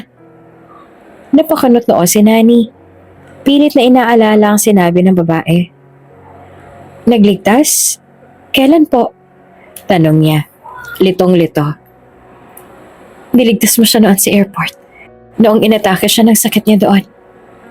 Bumalik sa alaala ni Nani ang isang tagpo ilang taon nang nakalipas. Noong una siyang dumating sa Italy, naaalala niya ang isang lalaki sa airport. Nang mga panahong yon, abala siya sa pag-aayos ng kanyang mga dokumento nang mapansin niya ang isang lalaking natumba sa sahig. Hirap na hirap itong huminga. Walang naglakas loob na lumapit. Ngunit siya, na hindi maipaliwanag na dahilan, ay tumakbo at tinulungan ito. Tinawag niya ang mga staff ng airport at siniguradong madadala ito sa ospital. Kung gano'n siya pala yun, si Sikay, ang lalaking naging asawa niya. Napatingin siya sa magulang ni Sikay. Labis ang gulat at emosyon na nakalarawan sa kanyang mukha. Siya po ba ang lalaking natulungan ko noon sa airport? Tumango ang babae. Pilit na pinipigilan ang pagbagsak ng luha. Oo, ikaw yun. Matagal niya na kaming kinakwentuhan tungkol sa babaeng yan. Ang babae raw na nagbigay sa kanya ng panibagong pagkakataon sa buhay. Mahal ka ng anak namin, Nani. Matagal na. At sa wakas, natupad niya ng pangarap niya. Ang mapangasawa ka. Napaluha ulit si Nani. Ang sakit sa kanyang dibdib ay saglit na napalitan ng init ng pagmamahal at alaala ni Sky. Kahit kinuha na ito ng mundo, hindi niya maitatanggi ang kasiyahan sa puso niya na naging bahagi siya ng buhay nito. Kahit saglit lang. Mahal niya ako. Mahina niyang bulong sa sarili. Pilit na pinipigil ang hikbi. Tumango naman ang ama ni Sikay. Lumapit sa kanya at hinawakan ng kanyang balikat. Mahal na mahal ka niya, Nani. Sinabi niya sa amin na kahit konting panahon lang ang natira sa kanya, naging masaya siya dahil natupad niya ang pinakamalaking pangarap niya. At yun ay ang maging asawa mo. Sabi pa nito sa wikang Italian. Habang tumutulo ang luha ni Nani, tumingin siya sa lupa kung saan inilibing si Sky. Nagbigay siya ng huling dasal. Hiniling na sa kabila ng lahat ng sakit, sana'y payapa na ito sa kabilang buhay. Salamat, Sky. Mahina niyang bulong. Hinayaang tangayin ng malamig na hangin ng huling rosas na inalapag niya sa libingan. Salamat sa pagmamahal mo. Hindi ko ito malilimutan habang buhay. Isang linggo nang nakalipas mula nang mamaalam si Sikay. Ngunit parang kahapon lamang para kay Nani. Sa bawat sulok ng mansyon, naroon ang alaala ng kanyang asawa. Ang amoy ng mga bulaklak sa hardin, ang tunog ng lumang piano sa sala, at ang mga larawan sa dingding. Lahat ng naiyon ay parang nagsasabing hindi talaga ito nawala. Ngunit kahit anong pilit niyang yakapin ng mga alaala, ang sakit ng pagkawala nito ay nananatili sa kanyang puso. Umaga noon, ngunit walang sinag ng araw na nakapagpasigla sa kanya. Nakaupo siya sa gilid ng kama at ang mga matay namamaga mula sa ilang oras sa pag-iyak kagabi. Pakiramdam niya ay wala siyang lakas. Parang kahit ang simpleng tumayo ay napakahirap gawin. Habang iniisip niya ang buhay na maaaring pagsaluhan nila ni Sky, kung nabigyan lang sila ng may habang panahon, bigla siyang nakaramdam ng kakaibang pakiramdam sa kanyang tiyan. Napapikit siya. Hinawakan ng tiyan at naduwal. Agad siyang tumakbo patungo sa banyo. Sa loob ng banyo, napasandal siya sa lababo. Hawak ang malamig na ceramic. Ano ba to? Mahinang tanong niya sa sarili habang pilit na humihinga ng malalim. Nagtataka siya kung ano bang dahilan ng kanyang pagkahilo at pagsusuka. Siguro, iniisip niya, dulot ito ng stress at matinding kalungkutan. Paglabas niya ng banyo, nakita niya ang isa sa mga kasambahay na nakatayo sa pintuan ng kanyang silid. Mahinahon itong kumatok bago tuluyang pumasok. Senyora Nani, nasa ibaba po ang abogado ni Senyor Sky. Naghihintay siya sa inyo sa sala. Sabi nito sa wikang Italia ng may respeto. Nagulat naman si Nani. Hindi niya inaasahan ang ganitong bisita. Tumango siya at sinubukang itago ang kanyang pagkalito. Sige, bababa ako. Sagot niya at pilit na binubuo ang lakas ng loob. Pagdating niya sa sala, nakita niya ang isang lalaki na nakasuot ng itim na suit na may dalang makapal na folder. Bumangon ito mula sa pagkakaupo at magalang na bumati sa kanya. Senyora Nani, ako po si Avvocato Giuliani, ang abogado ni Senyor Sikay. Sabi nito habang inaabot ang kamay upang makipagkamay. Tinanggap naman ni Nani ang kamay nito, bagamat halata ang kaba sa kanyang mukha. Naupo siya sa tapat nito at tahimik na naghihintay sa sasabihin nito. Pasensya na po ako na abala ko kayo, panimula ni Giuliani. Nais ko lamang pong ipaalam ang mga detalye ukol sa huling habilin ng inyong asawa. Parang nabigla naman si Nani. Huling habilin? Tanong niya. Hindi makapaniwala. Tumango si Giuliani at binuksan ang folder. Habang nabubuhay pa si Senyor Sky, inihanda niya na ang mga dokumento para sa pamamahagi ng kanyang ari-arian. At ayon sa kanyang huling habilin, ang lahat ng kanyang yaman, kabilang na ang mansyon na ito, at ang kanyang mga negosyo, at lahat ng iba pang ari-arian ay inililipat sa inyong pangalan, Senyora. Napadigil si Nani at hindi makapagsalita. Parang bumagal ang oras habang ang mga salitang yon ay nag-sink in sa kanyang isipan. Lahat ng yaman ni Sky? Bakit? Bakit niya ginawa yun? Mahina niyang tanong. Ang boses niya ay nanginginig. Sinabi niya sa akin na kayo ho ang pinakamahalagang tao sa kanyang buhay. Paliwanag ni Giuliani. Sinabi niya rin na kung sakaling mawala siya, nais niyang siguruhin na magiging maayos ang inyong buhay. At ayon sa kanya, kayo raw ho ang liwanag na nagbibigay ng bagong pag-asa sa kanya. At ito ang paraan niya para magpasalamat. Hindi na napigilan ni Nani ang pagbagsak ng kanyang mga luha. Hinayaan niyang umagos ang sakit at pagmamahal na matagal niya nang kinikimkim. Hindi ko alam. Hindi ko alam na ganoon pala niya ako kamahal. Umiiyak niyang tugon. Lumamlam ang mga mata ni Giuliani, ang biglang pagpapakita ng simpatya. Senyora, ang pagmamahal ni Senyor Sikay sa inyo ay higit pa sa kaya niyang ipahayag ng mga salita. Ang yaman na ito ay simbolo ng kanyang tiwala at pagmamahal. Naniniwala siyang kayo ang nararapat na magpatuloy ng lahat ng kanyang nasimulan. Tahimik na tumango si Nani. Ngunit sa kabila ng bigat ng kanyang damdamin, naroon ang munting pag-asang muling bumangon. Alam niya ang lahat ng iniwan ni Sikay ay hindi lamang kayamanan kundi responsibilidad na itaguyod ang alaala nito. Habang naglalakad palabas si Giuliani, tinitigan ni Nani ang folder na iniwan nito sa lamesa. Sa ilalim ng lahat ng sakit at lungkot, isang bagay ang malinaw sa kanya. Gagawin niya ang lahat para ipagpatuloy ang buhay. Hindi lamang para sa sarili, kundi para sa pag-ibig na iniwan ni Sikay. Isang maaraw na umaga, nag-ring ang doorbell ng mansyon. Nagmamadali ang isa sa mga kasambahay upang buksan ang pinto. At sa labas ay nandoon ang mga magulang ni Sikay. Sa kabila ng lungkot na bumabalot sa paligid, masaya si Nani na makita sila. Bagamat bahagya siyang kinakabahan, hindi niya alam kung ano ang pakay ng kanilang pagpunta. Ngunit minabuti niyang salubungin sila ng may respeto. Magandang umaga po. Bati niya habang pinapasok ang dalawa sa sala. Salamat po sa pagbisita. Tahimik na umupo ang magulang ni Sikay. Ang ina nito ay agad na hinawakan ng kamay ni Nani, habang ang ama naman ay tumingin sa kanya na may bahagyang ngiti. Anak, dumalaw kami dahil nais ka naming kamustahin, sabi ng ina ni Sikay. Alam namin hindi madali ang pinagdaanan mo ngayon. Tumango pa si Nani, pilit na pinipigilan ng luha. Salamat po. Aaminin ko, mahirap po talagang tanggapin pero sinusubukan ko pong maging matatag. Tama iyan anak. Sabi pa ng ama ni Sky. Pero nais din naming sabihin sa'yo na kahit wala ng anak namin, masaya kami para sa inyong dalawa.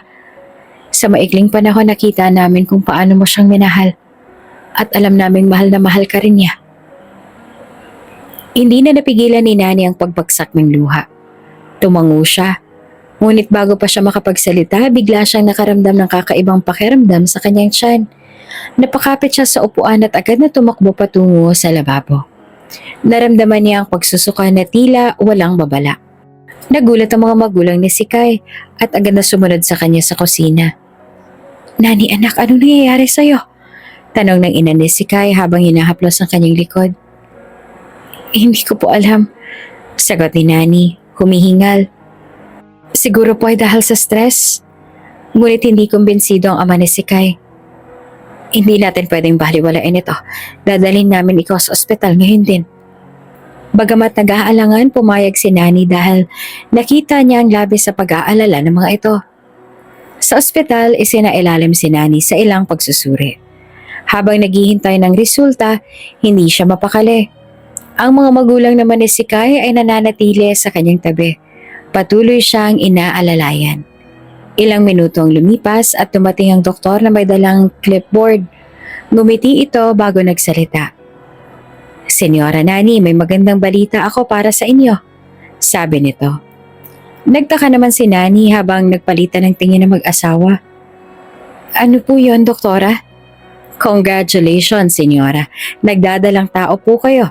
Magtatatlong linggo na po ang inyong pagbubuntis. Natigilan si Nani. Tila hindi makapaniwala sa narinig. Nagdadalang tao po ako? Ulit niya. Ang boses ay nanginginig. Tumango ang doktor. Opo, senyora. Biglang napuno ng luha ang mga mata ng ina ni Sky. Niyakap nito si Nani ng mahigpit. Anak, ito ang pinakamagandang balitang narinig ko mula nang mawala si Sky. May iniwan siyang alaala sa'yo. Sa atin. Ang ama naman ni Sky ay ngumiti ng malaki. Habang pinupunasan ng luha sa gilid ng mata. Hindi pa pala tuloy na wala ang anak namin. Narito siya sa anyo na magiging anak ninyo. Salamat, Nani. Sa lahat ng pagmamahal na ibinigay mo sa kanya.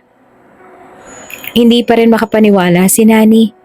Ngunit unti-unting napalitan ng tuwa ang lungkot sa kanyang puso. Bagamat maikli ang panahon nila ni Sky, alam niyang iniwan siya nito ng isang hindi matatawarang regalo. Isang buhay na magpapaalala sa kanya ng kanilang pagmamahalan. Habang papauwi sila sa mansyon, hinaplos ni Nani ang kanyang tiyan. Sa kabila ng bigat na hinaharap, alam niyang may bago siyang dahilan upang ipagpatuloy ang laban ng buhay.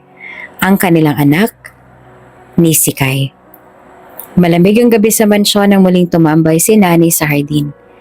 Ilang linggo na ang lumipas mula nang mawala si Sky. Ngunit ang sakit ay tila bago pa rin. Napapalibutan siya ng katahimikan. Maliban sa mahinang ugong ng hangin na humahampas sa mga dahon, tumingala siya sa langit. Pilit na hinahanap ang liwanag ng mga bituin. Umaasang makakahanap ng kahit anong tanda mula kay Sky. Pinunasan niya ang luha sa kanyang pisngi at tinaplos ang kanyang tiyan. Sky, bulong niya. Alam kong hindi mo na ako naririnig, pero sana marinig mo ako kahit papano. Sana nararamdaman mo kung gaano kitang kamahal. Sana makita mo kami ng anak mo. Hinaplos niya ang kanyang maliit na sinapupunan. Kaunting ngiti lamang ang sumilay sa kanyang labi kahit na mabigat ang kanyang dibdib. Hindi kita pababayaan, anak. Pangako yan ng mommy. Pangako niya. Patuloy na hinahaplos ang kanyang tiyan. Bago muling tumingala sa langit. Itutuloy kong pangarap mo, Sky. Sisiguraduhin kong magiging maayos ang buhay ng anak natin. Ngunit kahit anong pilit niyang maging matatag, hindi maikakailang napakahirap mag-move on. Tuwing umaga, gigising siya na tila may puwang sa kanyang puso. Isang puwang na tanging si Sky lamang ang makakapuno. Ginagawa niya ang lahat upang maging maayos para sa kanilang anak. Kumakain siya ng tama, nagpapahinga, at pinipilit ngumiti sa kabila ng lungkot. Madalas dalawin ng magulang ni Sikay si Nani sa mansyon. Lagi nilang sinisigurado na hindi siya nagkukulang sa kahit ano. Isang araw, habang nasa kusina si Nani, dumating ang ina ni Sikay. "Anak," bungad nito habang inilalapag ang basket ng sariwang prutas sa mesa. "Kamusta ka? Maayos bang pakiramdam mo?" Ngumiti naman si Nani kahit halata sa kanyang mga mata ang puyat at pagod. "Maayos naman po, Mama. Salamat po sa inyo ni Papa. Kung wala kayo, hindi ko alam kung paano ko kakayanin." Hinawakan ng ina ni Sky ang kanyang kamay. "Hindi mo kailangang magpasalamat sa amin ng papa mo, anak. Kami na ang bago mong pamilya. Ang mahalaga, alagaan mo ang sarili mo at ang apo namin." Kasama rin nila ang kanyang mga magulang na ipinasundo na ni Nani mula sa Pilipinas. Nang dumating ang mga ito sa mansyon, hindi napigilan ni Nani ang maiyak. Ang init ng yakap ng kanyang magulang ay tila nagbigay sa kanya ng lakas na matagal niya nang hinahanap. "Anak," wika ng kanyang ina. "Ang payat mo, hindi mo ba inaalagaan ang sarili mo?" Ngumiti si Nani at pilit na binigyan ng kasiguruduhan ng ina. "Ma, ginagawa ko naman po ang lahat pero ang hirap po talaga. Minsan iniisip ko rin pa rin po kung paano ko kakayanin." "Hindi mo kailangan kayanin na mag-isa," sagot naman ng kanyang ama. "Narito kami. Gagawin namin ang lahat para maging maayos ka." Pero kahit kasama ang dalawang pamilya, tuwing gabi ay nagiging mas mahirap para kay Nani. Sa katahimikan ng mansyon, naupo siya sa hardin. Nakatingala sa langit. Para bang inaabangan niya ang liwanag ng isang bituin na maaaring magdala ng mensahe mula kay Sikay. "Sikay," bulong niya, habang unti-unting tumutulo ang luha mula sa kanyang mga mata. Miss na kita. Sana naririnig mo ako. Sana nararamdaman mo kung gaano kitang kamahal." Sa bawat gabing ganoon, tila nagiging mas magaan ang bigat sa kanyang dibdib. Alam niyang hindi siya nag-iisa. Kahit na ang presensya ni Sikay ay nasa alapaap na lamang, sa tulong ng kanyang mga magulang at ng pamilya ni Sikay, unti-unti niyang natututunan kung paanong yakapin ang bagong kabanata ng kanyang buhay. Ang bawat bituin sa langit ay naging simbolo ng pagmamahal ni Sikay. Isang pagmamahal na hindi mawawala. Sa kabila ng lungkot, alam ni Nani na sa bawat araw na dumaraan, may bagong dahilan upang magpatuloy. Isang bagong pag-asa sa piling ng kanilang magiging anak. Lumipas ang ilang buwan mula nang mawala si Sikay at ngayon nasa ikapitong buwan na ng kanyang pagbubuntis si Nani. Hindi naging madali ang bawat araw para sa kanya, ngunit patuloy niyang sinisikap na maging maayos. Hindi lamang para sa sarili niya, kundi lalo na para sa anak nilang dalawa. Ang suporta ng kanyang pamilya at ng kanyang mga magulang ni Sky ay nagbigay ng lakas sa kanya para harapin ang bawat hamon ng buhay. Ngayon, sa unang pagkakataon, simula nang mawala si Sikay, nagdesisyon si Nani na magbakasyon. Habang naglalakad si Nani sa tabing dagat ng Maldives, ang dagat ay malinis at asul. Ang mga alon ay dahang-dahang humahampas sa buhangin. Ang araw ay halos lumubog na. Kaya ang langit ay may kulay ng kahel at pink na sumasalamin sa tubig alat. Ang hangin ay malamig at mahina. Hinahaplos ang kanyang mukha, tinatangay ang kanyang buhok. Ang kanyang bisida ay sumasabay sa hangin at ang dulo nito ay gumagalaw habang siya ay naglalakad. Ang bawat takbang ni Nani ay tila mabigat. Ngunit ang katahimikan ng dagat at hangin ay nagbibigay sa kanya ng pansamantalang pahinga mula sa lahat ng lungkot. Sa kabila nito may parte ng kanyang puso na nanatiling hungkag. Bumuntong hininga siya ng malalim at hinaplos ang kanyang malaking sinapupunan. "Baby, nandito lang lagi si Mommy. Sana nararamdaman mo ang pagmamahal ko. Sana rin hindi ka malungkot ngayon kahit pa wala ang daddy mo," bulong niya. "Alam ko na kung nasaan man ang daddy mo ngayon. Masaya siya dahil malaya na siya mula sa sakit niya. Alam ko rin na excited na siyang lumabas ka kaya kapit ka lang dyan anak ha. Kakayanin natin to." Habang naglalakad siya, bigla niyang narinig ang isang pamilyar na boses. "Miss, sandali lang! Miss Nani!" Ang pangalan niya. Binanggit ng isang tinig na hindi niya sigurado kung mula sa isang panaginip o tunay na buhay. Tumigil siya sa paglakad. Natigil sa mismong sandali na iyon. Ang puso niya ay parang tumalon mula sa dibdib. At sa loob ng ilang segundo, pakiramdam niya ay bumangon ang lahat ng alaala ni Sky. Tumanggi ang kanyang isip na maniwala. Pero ang puso niya ay may pag-asa. Hindi pa rin siya makagalaw. Nakatitig lamang siya sa lalaki na tumatakbo palapit sa kanya. At sa likod ng kanyang mga mata, nakikita niya ang isang lalaki. Si Sky. Ang asawa niyang akala niya ay patay na. Ang asawa niyang nilibing nila mahigit 7 taon ang nakalipas.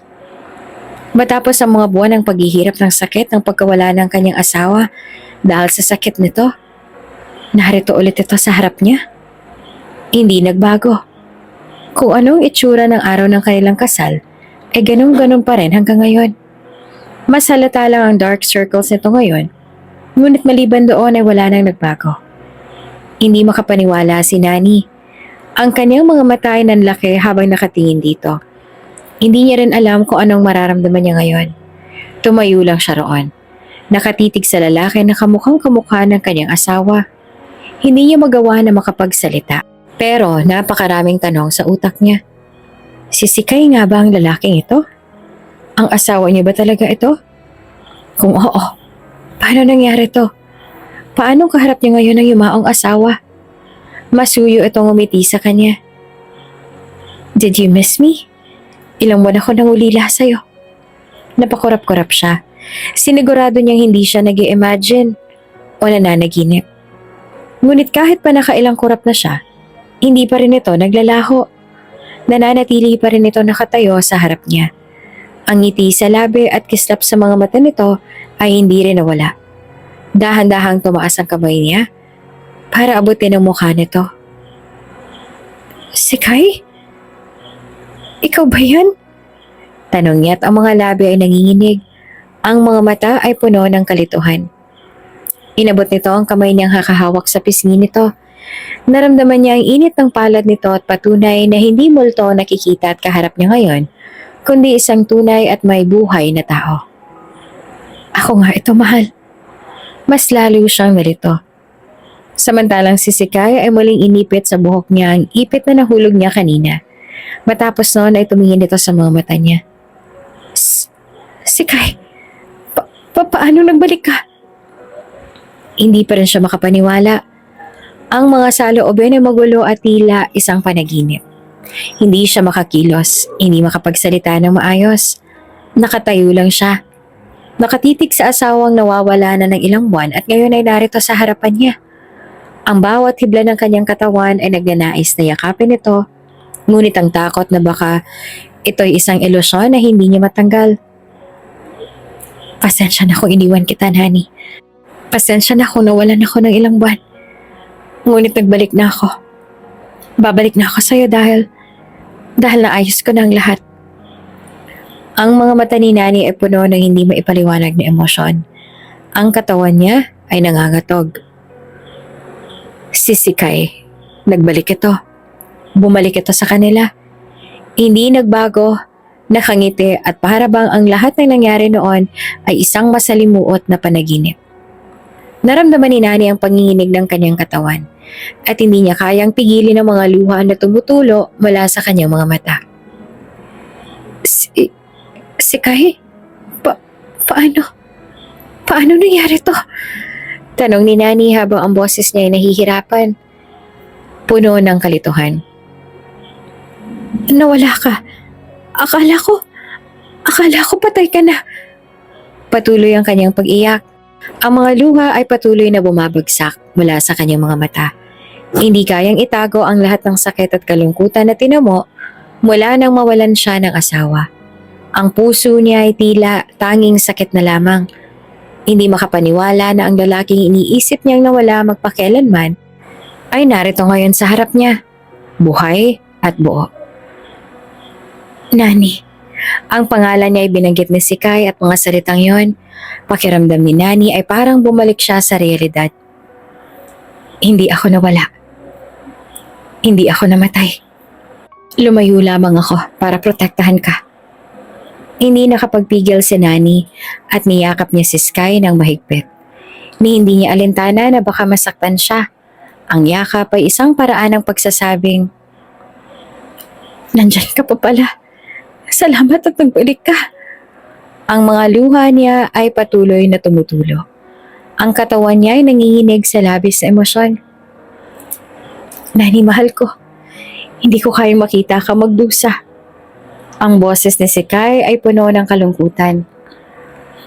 "Ang dahilan kaya hindi mo makita ang aking bangkay kahit sa huling hantungan dahil hindi naman ako namatay. Kailangan ko lang na lumayo upang protektahan ka." Kumala siya sa yakap. Kinulong naman ni Sky ang kanyang muka sa mainit nitong palad. "Marami akong kalaban. Marami nagbabanta sa buhay ko. Ilang beses na nilang pinagbantaan ang buhay ko para lang makuha ang lahat ng pag-aari ko. Lalo na nung nalaman nila na may sakit ako at hindi ko kayang idamay ka. Kaya kinailangan ko munang magtago. Ang inakala ng lahat ay namatay na ako. At ang lahat ng yaman ko hindi na nila makukuha dahil sinami ko na ito sa hukay. Ngunit paraan ko lang yun para maninlang silang lahat. Para hindi ka nila idamay habang isinasagawa ko ang aking mga plano. Ngunit noong hinukay nilang libingan ko at wala silang nakitang katawan, minadali na namin gawin ang plano. Matagal ko na itong plenano, Nani." Dagdag pa ni Sky. "Ginawa ko ito, hindi dahil hindi kita mahal, kung hindi dahil ayoko magdusa ka at mawala ka rin." Hinaplos nito ang buhok niya at ang mga mata ni Sky ay puno ng lungkot. "Hindi ko kayang mawala ka sa akin. Ayokong idamay ka rin nila." Ang mga salitang yon, pati na rin ang pagyakap ni Sky, ay nagbigay ng ilang saglit na kapayapaan kay Nani. Patuloy ang kanyang mga luha. Ngunit ngayon, ang mga luha ay hindi na lamang mga luha ng kalungkutan. Ang mga ito ay luha ng kaligayahan, ng pag-asa. "Sky," sambit niya sa pangalan ng asawa na halos isang bulong sa hangin. Sabay silang nakatayo sa tabing dagat at habang ang mga alon ay patuloy na humahampas sa buhangin, nagpasya si Nani na kahit gaano pa mang kabigat ang nangyari, ang mahalaga ngayon ay magkasama na rin sila at ang kanilang pamilya ay buo na rin. Hindi pa rin maawat ang pagbagsak ng mga luha mula sa mga mata ni Nani. Puno pa rin siya ng halo-halong emosyon, galak, gulat at sakit nang makita niyang buhay ang kanyang asawang si Sky na matagal niyang inakalang kinuha na ng tadhana. Sa bawat hakbang nila pabalik sa hotel room niya, mahigpit ang pagkakahawak niya sa kamay ni Sky. Parang takot siyang baka maglaho ito muli sa kanyang paningin. Tahimik ang buong paligid na makapasok sila sa loob ng hotel room. Ngunit ang mga hikbi ni Nani ay patuloy pa rin na pumupuno sa silid. Tila ba ayaw nang tumigil sa pagbuhos ang luha sa kanyang mga mata. Hindi niya maipaliwanag ang sakit at kasiyahang magkahalong bumalot sa kanyang puso. Pagkasarado ng pinto, bigla siyang hinila ni Sky papunta sa isang mahigpit na yakap. Napabuntong hininga si Nani habang naramdaman niya ang init ng katawan ng kanyang asawa. Isang init na matagal niya nang hinahanap-hanap sa mga malamig na gabi. "Nani," bulong ni Sky sa kanya. Ramdam niyang panginginig ng boses nito, puno ng emosyon. "I'm sorry. I'm so sorry for disappearing. For not being with you when you needed me the most. I didn't mean to leave you like that. I just had no choice." Hindi naman agad nakapagsalita si Nani. Tumutulo pa rin ang kanyang luha habang nakasubsob sa dibdib ni Sky. Ramdam niya ang lakas ng tibok ng puso nito. Isang patunay na totoo itong narito. Buhay at kapiling niyang muli. "Kahit anong dahilan mo, tanggap ko yun," bulong ni Nani. Nanginginig pa rin ang boses. "Ang mahalaga ay bumalik ka sa akin. Bumalik ka. Bumalik ka sa amin ng anak natin." "Pero ang sakit pa rin, Sky. Akala ko talaga na wala ka na sa akin habang buhay." Hinawakan ni Sky ang mukha ni Nani, pinahid ang luha sa kanyang pisngi gamit ang mga daliri. Hindi maipinta ang labis sa lungkot sa kanyang mukha habang tinitingnan ng asawa. "I know I hurt you. I can't imagine how much pain you went through because of me. And I hate myself for putting you through that." Niyakap ulit siya ni Sky. Mas mahigpit kesa kanina. But I promise you, Nani, I won't disappear again. Never. This time I'll stay by your side for as long as I live. You're my everything and I'll spend the rest of my life making it up to you. Humigpit ang yakap ni Nani kay Sikay. Hindi niya mapigilang humikbi habang nararamdaman ang sinseridad sa bawat salita. Huwag mo na akong iiwan, Sikay. Huwag mo kami iiwan ng anak natin. Hindi ko alam kung kaya ko pang mabuhay kung mangyari ulit yun. Hinalikan ni Sikay ang tuktok ng kanyang ulo, puno ng pagmamahal at pangako. I won't, Nani. I won't ever leave you again. I'm here now. And I'll stay. I know I can't take back the pain I caused you, but I swear to you, I'll spend the rest of my life making it right. And I won't ever leave you again. No matter what happens, I'll stay by your side. I'll be the husband you deserve. Just please forgive me. Napabuntong hininga si Nani. Sa unang pagkakataon matapos ang mahabang panahon, naramdaman niyang buo ulit ang kanyang mundo. Kahit pa masakit ang mga alaala ng nakaraan, ang yakap ni Sky at ang pangako ay sapat na upang paghilumin ang mga sugat ng kanyang puso. Nani, bulong ni Sky. Halos pabulong pero puno ng emosyon. I missed you so much. I can't believe I'm finally holding you again. Mahal kita, Sky. Hindi ko ito nasabi sa'yo noon pero mahal kita. Mahal na mahal din kita, mahal ko. At habang magkasama sila, wala na mga salita pang binitawan pa. Ang halik ay naging daan upang maiparating ni Sky ang lahat ng pagsisisi at pagmamahal. At sa bawat sandali na magkasama sila, ramdam nila ang unti-unting paghilom ng mga sugatang puso. Si Nani, sa kabila ng lahat ng nararamdaman, ay hindi kayang pigilin ang mga luha. Ngunit ang mga ito ay naging luha ng kaligayahan, ng pag-asa at ng bagong simula, kasama ang kanyang mag-ama. Sa huli, magkasama silang naglakad papunta sa kama. Ang gabi naging saksi sa muling pagsasama ng dalawang pusong matagal nang nagkalayo. Hindi na maipaliwanag ni Nani ang nararamdaman ng mga sandaling yon. Walang mapagsidla ng saya at pasasalamat ang kanyang puso. Sa kabila ng lahat ng pinagdadaanan, sa wakas ay buo na ulit ang pamilya nila. Ang asawa na matagal niyang naisip na nawawala, ang taong minamahal niya ng buo, ay muling nagbalik sa kanyang piling. Pagbalik nila sa Italy, nagulat ang magulang ni Nani na makita si Sky na buhay at buo. Sa kanilang mga mata ay makikita ang halong saya at pagtataka. Ngunit sa kabila ng lahat ng yon, ang tanging nararamdaman nila ay ang pagdapo ng galak sa kanilang mga puso nang makita nilang buo ang kanilang anak. Nagyakapan sila at ang magulang ni Nani ay nagsalita ng may emosyon sa kanilang boses. Akala namin wala na siya. Pero salamat si Kai at nagbalik ka, salamat. Sabi ng ina ni Nani at ang mga mata ay puno ng luha ng kagalakan. Habang nasa gitna sila ng masayang sandali, dumating naman ang mga magulang ni si Kai na labis na nag-aalala sa nangyari kay si Kai. Naramdaman ni Nani ang kabigatan ng nararamdaman ng mga ito, ang matinding pangulila at takot na dulot ng mga buwan ng pagkawala. Pero nang makita nila si Sky, muling buhay, muling buo at nakangiti, naramdaman nilang nawala ang alalahanin nila. Nani, mahinang bungad ng ina ni Sky, si Ginang Elvira. Hawak nito ang mga kamay niya na nanginginig. Pwede ka ba namin makausap, anak? Tumango naman si Nani. Bagamat malamig ang mga mata, umupo ang mag-asawa sa tabi niya at ilang sandali ng katahimikan ang namagitan sa kanila. Alam namin galit ka sa amin. Simula ni Ginoong Hector, ang ama ni Sky. Malalim itong nagbuntong hininga bago nagpatuloy. At may karapatan kang magalit. Hindi namin nilahad ang totoo sa'yo. Kahit pa alam namin kung gaano kasakit para sa iyong mawala si Sky. Nagtaas ang tingin si Nani.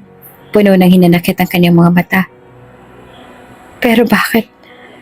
Bakit niyo hinayaan ako magdusa? Alam niyo kung gaano ako nahirapan.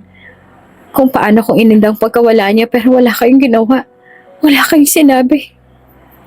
Napayuko si Ginang Elvira. Pilit pinipigilan ang sariling luha. Alam namin, Nani. At araw-araw pinagsisisihan namin yon. Pero si Sikay, pinilit niya kami itago ang plano niya. Sinabi niya na para ito sa ikabubuti ng lahat, lalong-lalo na sa'yo. Hindi kami makakilos dahil pinangako namin sa kanya na susundin namin ang kanyang plano. Gusto ni Nani na magalit, ngunit hindi niya magawa. Sa halip ay pinatawad niya kaagad sila dahil ang mahalaga lamang sa kanya ngayon ay nandito na si Sikay. Matapos ang lahat ng iyon, dumating ang isa sa mga tauhan na si Kai para magbigay ng ulat sa mga nangyayari. Marco, buwan na si Kai habang naglalakad palapit. Tumigil si Marco sa harap nila, ngumiti at sumaludo kay si Kai bago ito magsalita. Sir, I'm here to deliver good news. The threat is over.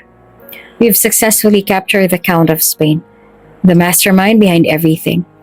His forces have been neutralized, and his plans to target Senor Sikay have been completely dismantled. Wala na pong banta sa buhay ni Sir. The Count will no longer pose any threat to your family or to our operations. His arrest was coordinated with international forces, and he is now in custody. Isang malalim na buntong hininga ang binitawan ni Sikay, at ang mga salitang iyon, nagdulot ito ng matinding kaginhawaan. Thank you, Marco. Sagot ni Sikay. Puno ng pasasalamat sa kanyang tinig. You've done an incredible job. I know I could count on you. Tumango naman ito, ngunit ang ekspresyon ay nananatiling seryoso. It's an honor to serve you, sir, and to see you reunited with your wife after everything. It makes all the sacrifices worth it. At ang tangi na lang nilang kalaban ngayon ay ang sakit ni Sikay. Ang karamdaman nito na maaari pa rin maging dahilan para mawala sa kanila si Sikay. Lumipas ang ilang buwan mula nang tuluyang bumalik ang katahimikan sa buhay ni Nani at Sikay. Matapos ang lahat ng hirap at sakripisyo, natutunan nilang muling umasa at maganda para sa mas masayang kinabukasan. Umaasa sila na tuluyan na rin mawawala ang sakit ni Sikay at makakasama na nila ito ng mas matagal pa. Ang pagbubuntis ni Nani ang naging sentro ng kanilang buhay. Isang biyayang dumating pagkatapos sa mga pagsubok. Ngunit ngayong gabi, isang hindi inaasahang sigaw mula kay Nani ang gumising kay Sikay mula sa mahimbing na tulog nito. Sikay, it's time! Sigaw ni Nani, pilit na pinipigilang magpanik habang hawak ang kanyang tiyan. Napabalikwas si Sikay mula sa kama. Ang mga mata nito ay nanlaki sa gulat. Time? You mean now? Oo, ngayon na. Sagot ni Nani, ngunit pilit na pinapakalma ang sarili. Pakitawag ng driver at ihanda ang kotse. Parang robot na kumilos si Sikay.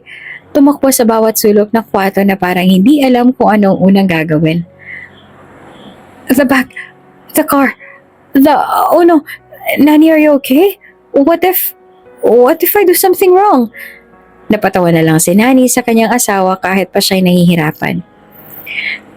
Sikay, this isn't the time for you to panic. Trust me, okay? Everything will be alright. Kaya namin to. Tawagin mo lang ang driver para makapunta na tayo sa ospital.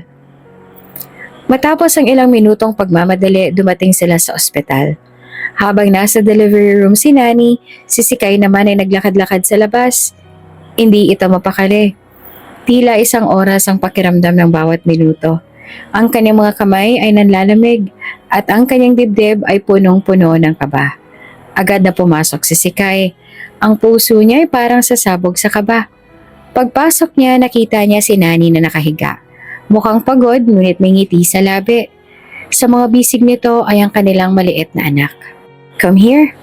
Mahina ngunit puno ng pagmamahal na sabi ni Nani. Meet your son. Lumapit si Sikay. Nanginginig pa rin ang kanyang mga kamay habang inaaabot sa kanya ng nurse ang kanilang anak. Nang buhatin niya ito, para siyang napako sa kinatatayuan. Ang maliit na bata sa kanyang bisig ay tahimik na nakapikit. Tila payapang natutulog. He's so small. Bulong ni Sky. Punong-puno ng galak ang kanyang mga muka. Ang kanyang mga mata ay nanginginig habang pinagmamasan ng kanyang anak. Of course, he's small. Biro naman ni Nani na mukhang mas gumaan ang pakiramdam matapos makita ang reaksyon ni Sikay. He just came into the world. Tahimik naman na napatingin si Sikay kay Nani at napansin nito ang luha sa mga mata niya. "Thank you, my love," sabi niya. Ang boses nito ay nanginginig. "Thank you for giving me this. Thank you for giving me a family." Habang buhat si Sikay, ang kanilang anak, hindi pa rin siya makapaniwala. Ang lahat ng ito ay pangarap niya lamang noon. Pero ngayon nga ay nagkatotoo na. May asawa at anak na siya. Natupad ang pangarap niya. Parehong walang mapagsidla ng saya sa kanilang nararamdaman. Walang araw na hindi sila naging masaya sa piling ng kanilang anak. Sa piling ng isa't isa. Ganoon pa man, hindi pa rin magawa na maging masaya ng lubusan dahil batid nga nila na hindi pa rin nawawala ang sakit na si Kai at patuloy pa rin iyong nagiging banta sa buhay nito. Ngayon nga ay may check-up si Kai at pareho silang kinakabahan sa magiging resulta ng tests nito. Pagdating nila sa silid ng doktor, pinaupo sila ng nurse at pinatagal sa ilang minuto bago pumasok ang doktor na nag-aalaga kay Kai mula nang madiagnose ito ng tumor. Isang matandang lalaki na nakasuot ng puting coat ang pumasok sa kwarto. "I have some good news for you today, Sikay," seryosong sabi ng doktor. "I have been monitoring your condition very closely for the past few months, and I am pleased to say that your tumor seems to be gradually healing on its own." Nagkatinginan sina Sky at Nani. Pareho silang hindi makapaniwala sa narinig. What do you mean, healing?" Tanong ni Sikay. Ang boses ay bahagyang nanginginig, hindi makapaniwala sa narinig. "The tumor," simula ng doktor, "which has been a major concern for you, is no longer growing. It has started to shrink significantly. This is quite rare, but it's happening. The cells are healing themselves, and in fact, the tumor's progression has halted completely." "How is this possible?" Tanong ni Nani. Nagsimula ng mangilid ang mga luha sa mata dahil sa labis na tuwa. "It is an extraordinary case," sagot ng doktor at tiningnan ng mga medical chart sa harap niya. "In most cases, the tumor either keeps growing or remains stable. But in Sikai's case, something remarkable has happened. It is a spontaneous remission where the tumor starts to heal on its own, without medical intervention. I can't explain exactly why this is happening, but I do know that it's no longer a threat to your life. There is no sign of metastasis or any further complications." Naramdaman ni Sky ang bigat ng mga salitang yun. Ngunit sa kabila ng lahat ng takot at alalahanin, naramdaman niyang tila naglalaho ang mga pasakit na dala ng kanyang sakit. Isang himala. Ito ang tanging salita na sumiksik sa kanyang isipan. "So, I'm not in danger anymore?" Tanong ni Sky. Ang kanyang tinig ay mahina. Ang mga tanong na tumatakbo sa kanyang isipan ay napapalitan ng pag-asa. "That's right," sagot ng doktor na may ngiti. "There are no signs of further danger. You are cleared, Sky. I'm not saying it's a miracle, but I've never seen anything quite like this in my career." Sa mga salitang yon, hindi na napigilan ni Nani ang kanyang mga luha. Ang takot na nanatili sa kanyang puso ay nawala. Sa wakas, natamo nila ang pinakamahalagang bagay, ang buhay ni Sikay. Ang kaligayahan nila ay muling nagsimulang magningning at ang takot na nakahadlang sa kanilang pagpapaalam ng pag-ibig ay naglaho. "Thank you. Thank you so much," ang sabi na lamang ni Sky. Ang kanyang tinig ay puno ng pagdama at pasasalamat. "I couldn't have done this without you, Nani. This is all because of you." Niyakap siya ni Nani ng mahigpit. Hindi na kayang itago ang labis na kasiyahan. Hindi nila alam kung paano magpapasalamat pero alam nilang nakatagpo sila ng himala. Isang bagong buhay, isang bagong pag-asa. Matapos ang lahat ng yon, nagpasya sila na magbakasyon sa Pilipinas. Sa isang maaliwalas na linggo ng umaga, naglakad ang pamilya ni Sikay papasok sa simbahan. Nakasuot ng simple ngunit maayos na damit si Nani. Ganoon din si Sikay na buhat-buhat ang kanilang sanggol na anak, si Elias. Ang amoy ng insenso at tahimik na awitan ng koro ay bumati sa kanila pagpasok pa lamang. At tila may kapayapaan sa kanilang bawat hakbang patungo sa altar. Nang makahanap sila ng upuan, sa gitnang bahagi mapatingin si Sky kay Nani. Hinawakan niya ang kamay nito at isang mahinang pisil na puno ng pasasalamat at pagmamahal. Tumango si Nani. Alam ang nasa isip ng kanyang asawa. Sa sandaling yun, parehong napuno ang kanilang puso ng pasasalamat para sa lahat ng kanilang pinagdadaanan at nalampasan. Habang nananalangin, nagbalik tanaw si Sky sa mga nakaraang buwan. Ang takot na baka hindi niya maabutan ng paglaki ng anak nila dahil sa kanyang karamdaman. Ang hirap na dinanas nila sa panahon ng pagsubok at ang pag-aalala na baka hindi na nila maranasan ng ganitong kapayapaan. Lord, tahimik niyang sambit sa kanyang panalangin. Thank you for giving me a second chance. Thank you for my wife, for my son, and for this life. I promise to cherish every moment and to honor you in all that I do. Lumipas ang 5 taon mula nung ipinanganak si Elias. Sa pagdaan ng mga araw, lalo pang tumibay at tumatag ang pagmamahala ni Sky at Nani. Ang kanilang pag-iibigan na dumaan sa maraming pagsubok ay parang apoy na lalong nag-alap sa bawat araw na magkasama sila. Mas lalo kitang minamahal araw-araw, sabi ni Sky kay Nani isang gabi habang pinapanood nila si Elias na natutulog sa kama nito. Ang sarap pakinggan yan, sagot naman ni Nani, nakangiti habang nakasandal sa balikat ng asawa. Pero alam mo Sky, mas lalo rin kitang minahal. Sa lahat ng pinagdaanan natin, ikaw ang naging lakas ko. Ngayong 5 taong gulang na si Elias, isang masayahin at masiglang bata. Sa parke, pinagmamasa ni Nani at si Sky ang kanilang anak na masayang nakikipaglaro sa ibang mga bata. Tumatawa pa si Elias habang habulan sila ng kanyang mga kaibigan. Ang tunog ng kanyang halakhak ay parang musika na kanilang pandinig. Look at him, sabi ni Sky, hindi maalis ang ngiti sa kanyang labi.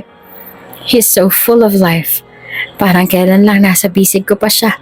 Ang liit-liit. But now he's running around like he owns the world. Tumawa si Nani, tinawakan ng kamay ni Sky. That's because he feels safe and loved. At ikaw ang dahilan kung bakit ganun siya kasaya.